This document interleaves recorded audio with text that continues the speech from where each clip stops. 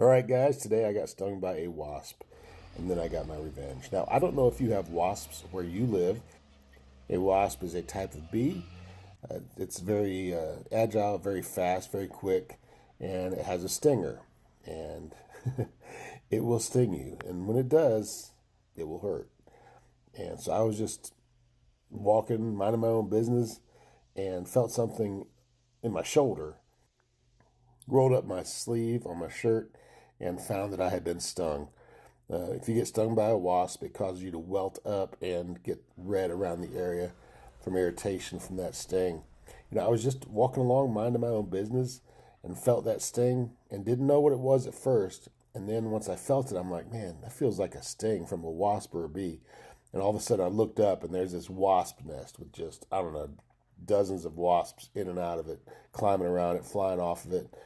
And so I did not react very negatively to it. It looks like I did on my shoulder, but some people can have a very serious, severe reaction to it as an allergy, and it can actually kill them.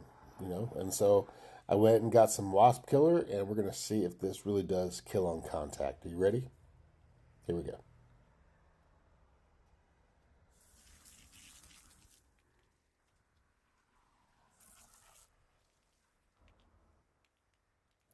All right, so we could argue that it does not really kill on contact, but it puts a hurting on them pretty fast, and it attacks, I guess, either their nervous system or their respiratory system, maybe both, and it drives them nuts. But it kind of paralyzes them because normally they would just fly away if it was any other kind of problem they encountered. But with this, they're apparently not really able to fly, and if you get them really good, they can't fly. They just kind of are stunned and go into these seizures, and they fall off the nest and die.